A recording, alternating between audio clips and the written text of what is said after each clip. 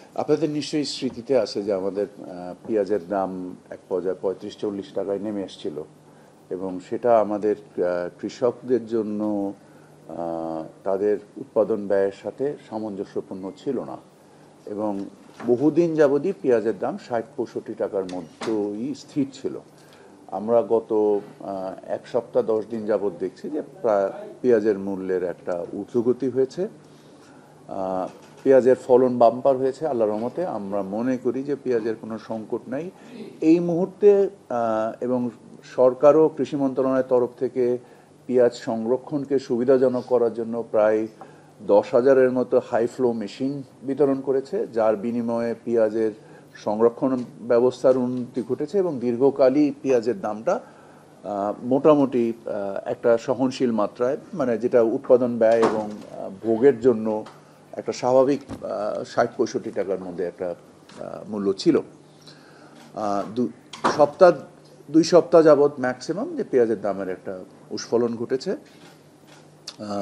আমরা জিনিসটার উপরে তীক্ষ্ণ দৃষ্টি রাখছি যে বাণিজ্য সচিব মহোদয় নিজে কৃষি মন্ত্রণালয়তে এই বিষয়ে বিশদ আলোচনা করেছে। আমাদের কাছে স্টক অফ দ্য সিচুয়েশনসে আমরা জানি যে অনেকেই আমদানির জন্য আবেদন করেছে। প্রায় 2800-র মতো আমাদের কাছে আমদানি আবেদন বর্তমানে আমাদের হাতে আছে।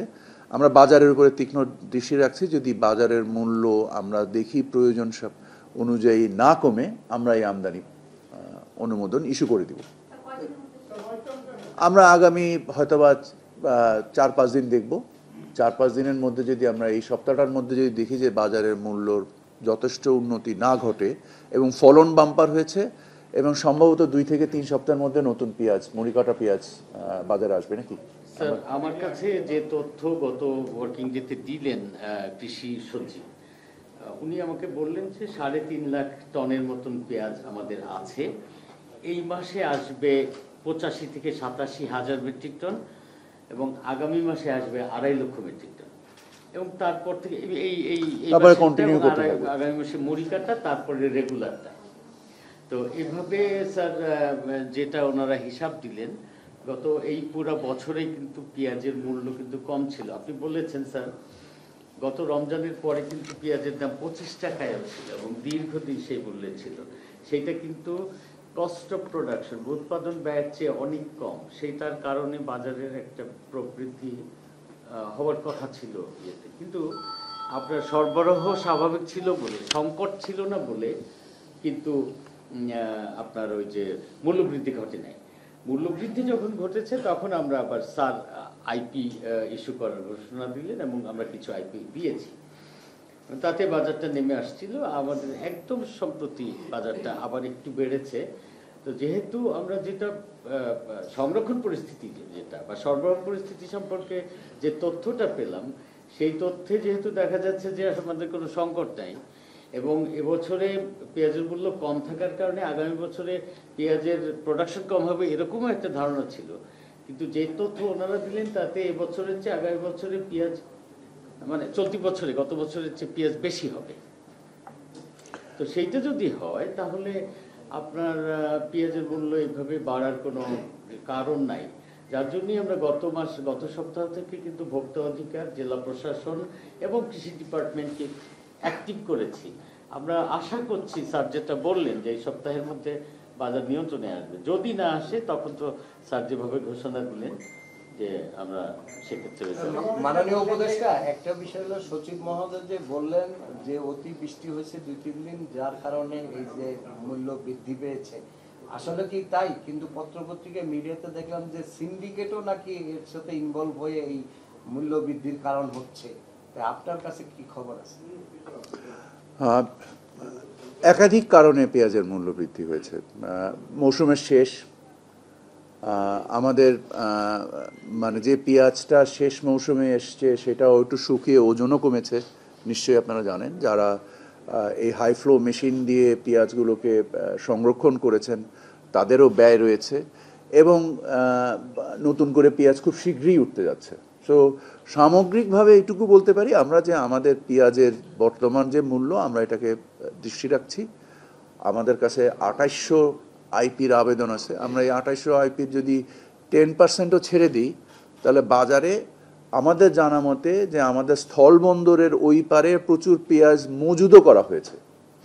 সো আমরা যদি এখন ছেড়ে দেই, বাজার স্বাভাবিকভাবে ধস নামবে। সো আমরা ধস নামতে চাই না, আমরা চাই যে একটা স্বাভাবিক মূল্য পরিস্থিতি বিরাজ করুক, যার ফলে আমরা আমাদের নিজস্ব কৃষি সম্ভাবনাকে কাজে লাগাই, আমাদের কৃষকদের জন্য ক্ষতিগ্রস্ত না হন, অ্যাট দ্য সেম টাইম ভোক্তারা ক্ষতিগ্রস্ত না হন। সো সামগ্রিকতার বিচারে আমরা বলবো যে আমরা নজর রাখছি, প্রয়োজনীয় পদক্ষেপ আমরা নিব। আমরা যতক্ষণ মনে করছি যে এটা যদি স্বাভাবিক অবস্থায় ফেরত আসে, আমরা আমদানি অনুমোদন দিব না। আর যদি এই সপ্তাহের মধ্যে স্বাভাবিক অবস্থায় ফেরত না আসে, আমরা আমদানি দিয়ে বাজার ব্যবস্থায়, সরবরাহ ব্যবস্থায় মানে যোগানের উন্নতি ইনশাল্লাহ ঘটাবো। উপদেষ্টা, আপনার এই যে গত কৃষি মন্ত্রণালয়ের তথ্য মতে যে আমাদের চাহিদা 34 থেকে 25 লাখ টাকা, গত বছর উৎপাদন হয়েছে 40 লাখ টনেরও বেশি, সেই জায়গায় উদ্বৃত্ত আছে প্রায় 4-5 লাখ টন। আগের সরকারে আমরা দেখতাম যে কোনো সময় হুট করে একটা ক্রাইসিস তৈরি করে এক সপ্তাহের মধ্যে মানে বাজার থেকে মানে এক ধরনের বলা যায় লুটপাট করে টাকা নিয়ে যেত। এই গত 1-2 সপ্তাহে ধরে সেই ধরনেরই সিচুয়েশনটা দেখলাম, যে হুট করে কোনো কারণ ছাড়া মানে না, কারণ ছাড়া নয়, কারণ ছাড়া নয়। তার তথ্য বলছে যে পেঁয়াজের কোনো ঘাটতি নাই সব দেশে। তো সেই একই রকম সেই মানে বাজার জিম্মি করে গ্রাহকের কাছ থেকে টাকা লুটপাট করে দিচ্ছে। এক তথ্য বলতে যে গত 2 সপ্তাহে, এক সপ্তাহে আপনার প্রায় 150 থেকে 200 কোটি টাকা মুনাফা বাড়তি করেছে পার কেজি, যদি সব হিসাব ধরে ডেলি চাহিদা হিসাবে। আমার কথা হচ্ছে যে এই জায়গায় কি আসলে ব্যর্থতাটা কোন জায়গায়? বাজার মনিটরিং সরকারি সংস্থাগুলো কি ঠিকমতো করছে না? দায়িত্বটা সেই জায়গাটা ব্যর্থতার দায় কার? আপনারা এই সরকার সিদ্ধান্তহীন অবস্থায় বাস করেন না।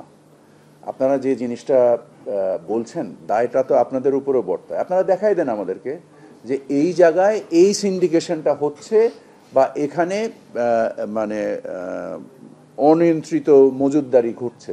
আমরা সেখানে আমাদের সরকারের যে সক্ষমতা এবং যে ক্ষমতা আছে, সেই ক্ষমতা প্রয়োগ করে সেই জিনিসটাকে ঠিক করে ফেলবে। তো আপনারা জিনিসটা আমাদেরকে দেখিয়ে দেন।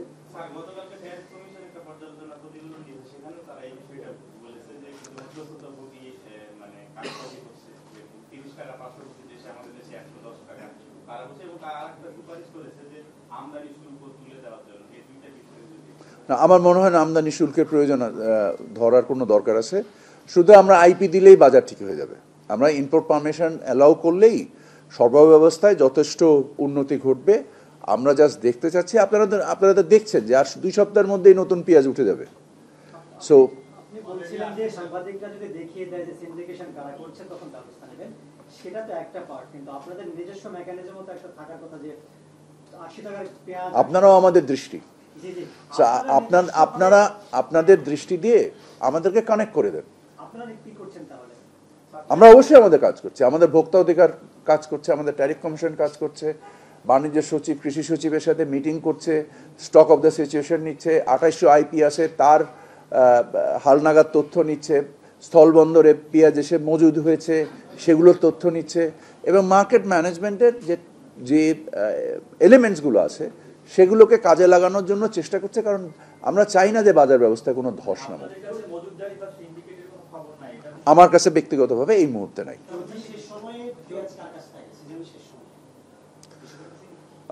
আপনাকে বলেছি যে আমরা 10,000 হাই ফ্লো মেশিন দিয়েছি। সো হাই ফ্লো মেশিন দিয়েছি তো পেঁয়াজকে সংরক্ষণ করার জন্য। আপনারা জানেন যে পচনশীল দ্রব্যের যদি আপনি সংরক্ষণের করতে না পারেন, এবং আমাদের যে 35 লাখ টনের এগেনস্টে 40 লাখ টন পেঁয়াজ উৎপাদন হচ্ছে, এর একটা অংশ পেঁয়াজ তো পচে যায়।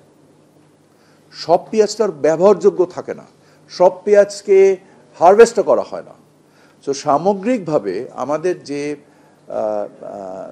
সাময়িক একটা সংকট তৈরি হয়েছে, আমি আশা করি অতি শীঘ্রই এই অবস্থাটার উন্নতি করবে ইনশাআল্লাহ। ভোজ্যতেল নিয়ে একটা প্রশ্ন করতে চাই। রিসেন্টলি বাংলাদেশের কয়েকটা প্রাইভেট সেক্টর ইউএস এর সাথে ভোজ্যতেল আমদানির একটা চুক্তি করেছে। তো আমি বলতে চাচ্ছি যে প্রায় $1 বিলিয়ন ট্রেড গ্যাপ এখানে হবে, মিনিমাইজ হবে। এতে করে বাংলাদেশ কি এটা প্রাইস জনিত কোনো ধরনের সুবিধা পাবে কিনা, বা সেখানে ব্রাজিলের চেয়ে আর একটু কম দামে কিনা, বা এই ধরনের কোনো সুবিধা পাবে কিনা, আপনি এই বিষয়টি মন্তব্য করবেন কিনা? বাংলাদেশ ইউনাইটেড স্টেটসের সাথে ভোজ্য তেলের না, ভোজ্য তেল বীজের একটা কন্ট্রাক্ট করেছে। এটা হচ্ছে তেল বীজের। সো তেল বীজের টিপিক্যালি 18 থেকে 20% তেল থাকে, বাকিটা সয়া মিল, যেটা পশু খাদ্য হিসেবে ব্যবহার হয়। সো এটার একটা বৃহৎ অংশই এটা পশু খাদ্যে রূপান্তরিত হবে এবং এর একটা অংশ তেলে রূপান্তরিত হবে। প্রাইভেট সেক্টর যখন ব্যবসা করে তখন সে প্রতিযোগিতার ভিত্তিতেই ব্যবসা করে, সো তার কাছে এটা প্রতিযোগিতামূলক মনে হয়েছে বলে, কারণ সরকার তো এখানে কোনো ভর্তুকি দিবেন না। সো প্রাইভেট সেক্টর ওনার কাছে যখন মনে হচ্ছে যে ব্রাজিল থেকে না কিনে যুক্তরাষ্ট্র থেকে কেনা তার জন্য প্রতিযোগিতামূলক, এই জন্য সে কিনছে। আর এই মুহূর্তে যুক্তরাষ্ট্র থেকে যে তেল বীজ পাওয়া যাচ্ছে সেটা ওই অঞ্চলের মধ্যে প্রতিযোগিতা মূল্যে পাওয়া যাচ্ছে বলে তারা কিনছে। আমার একটু জানার ছিল যে আপনি যে করে 5-7 দিনের মধ্যে প্রায় 40-50 টাকা বেড়ে যাওয়া, এটা যুক্তিসঙ্গত মনে করেন? আপনি নিজেই বলছেন একদিকে বাম্পার পদের কথা, আরেকদিকে বলছেন প্রয়োজন হলে আমদানি অনুমতি দিবেন, কিন্তু যেটা ধস নামে না যায়। আসলে এই সামঞ্জস্য করতে পারলেন না কেন? ব্যর্থতা কোথায়? আপনি এই প্রাইসটাকে যুক্তিসঙ্গত মনে করেন? আপনি বলেন ব্যর্থতাটা কোথায়? আপনি বলবেন। মানে আপনাকে তো আমি পুরো জিনিসটাই ব্যাখ্যা করেছি, আপনি যদি প্রথম থেকে হয়তো শুনেন নাই আলোচনাটা। 5-7 দিন আগে যদি আমদানি অনুমতি দেওয়া হতো তাহলে তো হুট করে দামটা এত বাড়তো না। আমদানি অনুমোদন দিলে আমার সামগ্রিক অর্থনীতি, আমার কৃষি অর্থনীতি, আমার কৃষক এবং আমার ভোক্তা, সরকার হিসেবে সামগ্রিকতার বিবেচনায় আমাদেরকে সিদ্ধান্ত নিতে হয়। আমাকে মানে it is not the whole nation or a country or a aggregate demand. এটা তো মানে ছোট্ট একটা স্কুটার না যে আপনি যেই গলির মধ্যে ইচ্ছা ওই গলির মধ্যে ঢুকাই দিলেন। আপনাকে যখন সামগ্রিক অর্থনীতি নিয়ে চিন্তা করতে হয়, এটার পরিমাপ, এর বিশালায়তন, এর পরিণামদর্শিতা, এই সকল কিছুর বিবেচনায় সিদ্ধান্ত নিতে হয়। 5 দিনের মধ্যে 40-50 টাকা বেড়ে যাওয়া যুক্তিসঙ্গত মনে করেন? অবশ্যই যুক্তিসঙ্গত না, কারণ এমন কোনো বিশেষ ঘটনা ঘটেনি যে কারণে এটা, এই একই কারণেই মানে বাণিজ্য সচিব, কৃষি সচিব সাথে সাথেই মিটিং করেছে, 5 দিন আগেই মিটিং করেছে। যখন এটা আমরা দেখছি যে এটার মূল্যের উস্ফলন ঘটছে, তখন আমরা নিজেরা স্ব উদ্যোগে এই আলোচনাগুলো করে আমাদের প্রত্যেকটা জিনিসের, যে জিনিসটা এতক্ষণ ধরে ব্যাখ্যা করেছি, আপনি হয়তো শোনেননি ব্যাখ্যাগুলো, আপনার মতোই কারোর পকেটে গিয়েছে। না, কৃষকের পকেটে, কৃষকের কাছে এই মুহূর্তে পেঁয়াজ নাই, তো কৃষকের পকেটে যায়নি। যাদের এই যে মনে করেন যে সরকার এর সহযোগিতা উপযোগিতা তৈরি করার জন্য যে 10,000 হাই ফ্লো মেশিন দিয়েছে, আপনারা জানেন যে এর পূর্বে অ্যাজ লং অ্যাজ টার্কি থেকেও বাংলাদেশে বিগত সরকার পেঁয়াজ আমদানি করে মার্কেট স্টেবিলাইজ করার চেষ্টা করেছে। আমাদের সেই প্রচেষ্টা দরকার হচ্ছে না।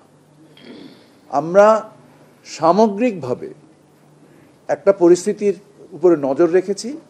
আমাদের কাছে যখন 25 টাকায় পেঁয়াজ বিক্রি হয়েছে, এই যে 18 টাকা 22 টাকায় আলু বিক্রি হচ্ছে, এটা নিয়েও তো আমরা সন্তুষ্ট না। আমরা তো চাই যে এটার দাম বাড়ুক। আমি ব্যক্তিগতভাবে চাই যে আলুর দামটা বেড়ে যাক, বাড়ছে না তো, কারণ এটা তো সরবরাহ এবং ঘাটতির, ওখানেও তো সিন্ডিকেশন হতে পারে। কারণ আলু তো সংরক্ষণ করা হয় কোল্ড স্টোরেজে, মানে পেঁয়াজের থেকে আলু সংরক্ষণ তো আরো অনেক সহজ, বাট তারপরে তো দাম বাড়ছে না। আমি তো চাচ্ছি ব্যক্তিগতভাবে যে আলুর দামটা বেড়ে যাক। আপনারা যেন অন্য সবজির যে দাম নিয়ে আপনারা কমপ্লেন করতেছেন, আপনারাও একটু মিডিয়াতে বলেন যে অন্য সবজি কম কিনে একটু আলু বেশি খাই আমরা, আসেন, তাতে জন্য একটু কৃষকরা লাভবান হয়। তো আমাদের তো সামগ্রিকতা নিয়ে চিন্তা করতে হয়। আমরা তো বাইসাইকেলে চড়ি না যে যেখানে মনে হলো নেমে গেলাম, আর যেখানে মনে হলো উঠে পড়লাম, আবার একটা গলির মধ্যে ঢুকে পড়লাম। দেশের সামষ্টিক অর্থনীতি তো it's not a bicycle, it's a big ship. এটা ইচ্ছা করলে তো আমি যে কোনো জায়গায় কোনায় ঢুকাইলে তো বাড়ি খেয়ে ডুবে যাবে এটা।